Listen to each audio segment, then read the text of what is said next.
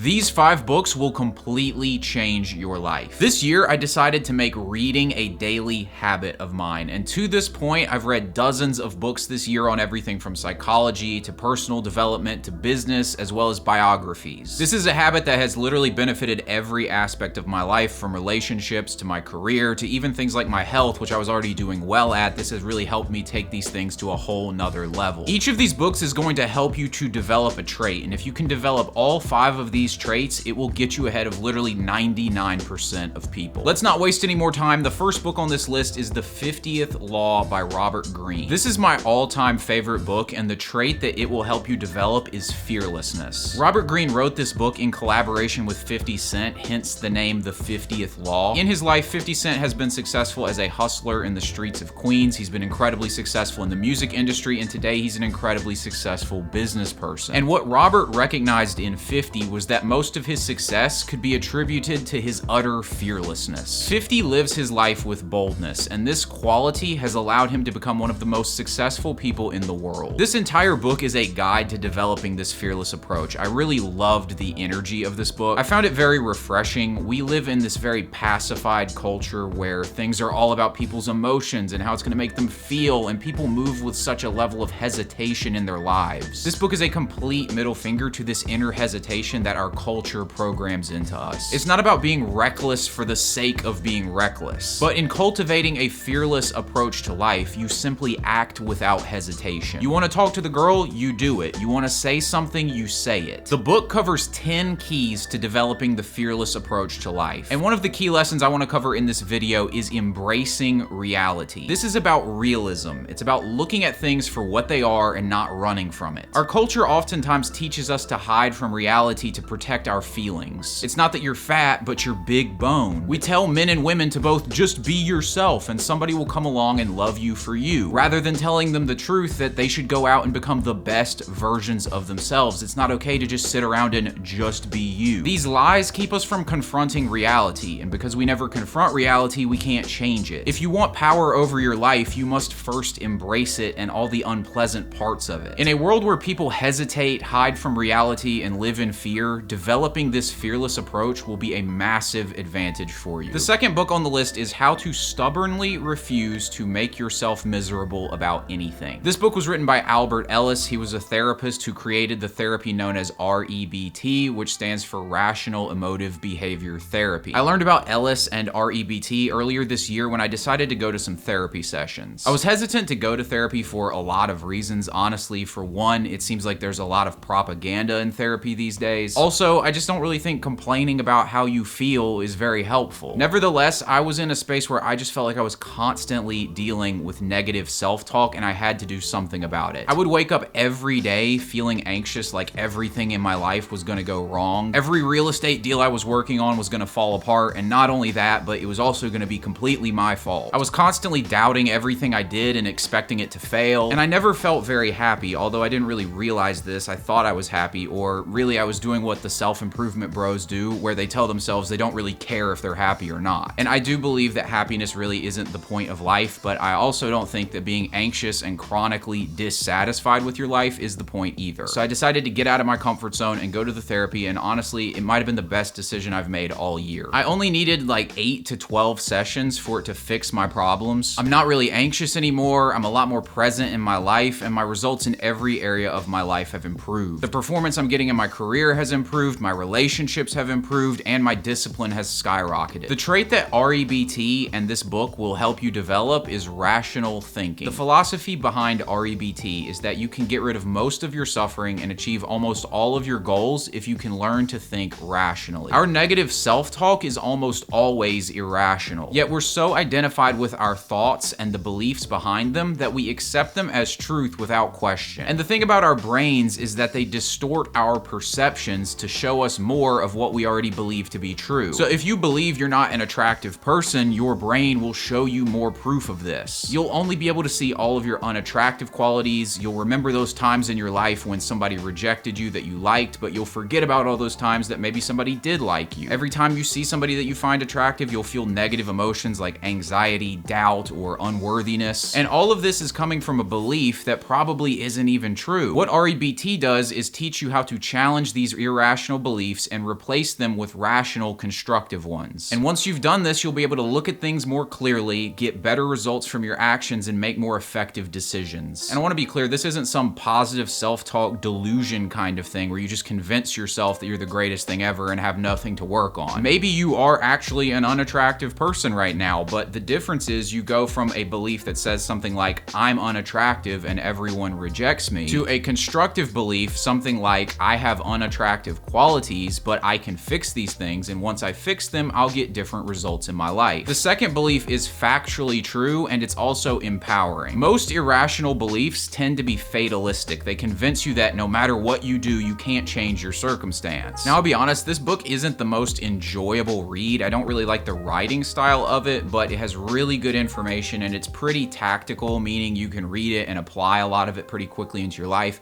and it's a great introduction to the ideas of REBT. If this part of the video really resonated with you, then I'd recommend that you combine REBT and learning that and applying it in your life with mindfulness meditation. This has been a big game changer for me. Book number 3 is The Setup by Dan Bilzerian, and the trait that this book will help you develop is intentional living. Now, a lot of people freak out when you bring Dan Bilzerian up. People have strong opinions about him on both sides. This is not about his specific lifestyle or encouraging degenerate behavior, but regardless of what you think of the guy, you can look at him and see that he's clearly lived a very insane life. And the trait that has allowed him to live this completely unorthodox lifestyle that is followed by millions of people is intentional living. In our society, there is a lot of pressure put on us to conform and do what everyone else is doing. Intentional living is about questioning these norms. It's about asking yourself, what do I want from life and what actually makes sense to me, as opposed to just trusting what the group tells you to think and tells you to do with your life. For most people, they kind of live their lives just taking whatever's in front of them. At best, what they do is they make a decision between a few socially acceptable options, but they never actually question if the cultural norm underneath is actually going to get them what they want from life. For example, maybe you choose between a couple college majors, but you never actually question if going to college is going to get you what you want. Until recently, people very rarely questioned if getting $100,000 of debt at 18 years old to get a degree that you don't have a plan for was a good idea or not. Dan Bilzerian's life has been about giving the middle finger to the rules that society tries to impose on us. He didn't want a normal life, and when you look at what a normal life looks like and you ask the average person, do they want that? They'll say they don't want it either. The average American is out of shape and unhealthy. They're living paycheck to paycheck in debt, and 50% of marriages are ending in divorce. And if you don't want to end up in the same place, you have to learn to start living intentionally. There are 3 main steps to learning to live intentionally. First is you need to ask yourself what you want from your life. For example, do you actually want to get married, or are you just doing it because that's what society told you to do? This isn't a judgment about it either way. I have no problem with it, but the point is, if you're gonna go do this thing that's a huge commitment in your life, you need to be able to justify it to yourself. So if you want to get married, why do you want to get married? Can you justify your thought process here? Is getting married gonna get you what you want out of life? Now, on the flip side, it's become trendy to reject conventional norms like marriage as well. And I could ask you the same thing. If you don't want to get married, can you justify to yourself why? The point here is you want to be thinking for yourself and making sure that you're going after the things you want in life rather than what other people told you you should want from life. The next step to living intentionally is asking yourself, is what I'm doing right now going to lead me to what I want in life? If you want to be in shape, but you spend every weekend getting drunk and eating unhealthy food and all of your friends are out of shape, where do you think you're going to end up? Life is cause and effect, and for the most part, people are getting what they deserve. It's not enough to just know what you want in life, because that's just a dream. In order to bring it to life, you not only need to know what you want, but you have to live like the person who would have that. The last step is you have to learn to rely on your own rational thinking rather than group think. The average person has less than $1,000 to their name, and if you rely on groupthink, you are also going to have less than $1,000 to your name. Groupthink in this case being things like getting every single streaming service and getting a car you can't afford and not doing a budget. You have to be willing to look at these things and disagree with the group and be able to say, this is stupid, I'm going a different way so that I can get different results. Now, this book is a memoir. It's not a how-to book on living intentionally, but that was the message that really came through to me loud and clear when I read it. You can live an extraordinary life if you're willing to take responsibility for where you're going in life and making a decision about what you want in life and not relying on groupthink and conventional norms. Book number 4 is is The Laws of Human Nature by Robert Greene. I don't know why I didn't think I was gonna like Robert Greene books for some reason, but they are excellent. The trait that this book will help you develop is self-awareness. And in developing this trait, you will learn all sorts of different skills and develop all kinds of other traits that will also help you in life. We humans are shockingly lacking in self-awareness. We live most of our lives unconsciously, meaning that we're following habitual programming to tell us what to do on a day-to-day basis rather than making conscious decisions about these things. Taking conscious control of your life is a form of intentional living, like we just discussed. And in doing so, you gain power over your life. This book breaks down into 18 chapters focusing on different parts of human nature. In studying this book, you will understand human nature and you will develop a level of mastery over yourself. For example, one of the chapters in this book focuses on your dark side, meaning the part of yourself that you don't like to admit to. Everybody has a dark side, and the people who say they don't have dark sides usually have the darkest sides of all of us. The dark side makes it sound like it's this like Darth Vader kind of evil thing, but it's really not that. What the dark side is the part of yourself that you've repressed. Maybe you were taught that being aggressive was bad, and because of this, you developed a passive personality. You rejected the aggressive part of yourself, and now you're in this place where you don't really stand up for yourself and you don't feel comfortable in competitive environments. The aggressive part of yourself hasn't disappeared, you're repressing it. You believe that aggression is bad, so you hide the fact that you are aggressive from other people and from yourself. And so it lurks in the shadows of your mind. It's part of your dark side. And the thing about it is people who repress their aggression are actually the most aggressive and violent people. They're the passive aggressive types. They're the ones who end up being the school shooters. They're the ones who will stab you in the back rather than confronting you about something. People who are comfortable with their aggression embrace it, and because of this, they have control over it. They can use their aggression to stand up for themselves against bullies, and they can use it to win in competitive environments. Aggression is one of the most commonly repressed emotions, but it's not the only one. Learning to integrate the parts of your dark side into your personality will give you a level of depth and attractiveness that other people don't have. It will give you access to powers you otherwise wouldn't have. This book is a must-read if you want to master human nature and get ahead in life. The final book on our list is The Psychology of Money by Morgan Housel. This book is a really easy read, and it's got great insights into wealth and success. The trait that this book will help you develop is long-term thinking and consistency. As I write this, Warren Buffett's net worth is $84.5 billion.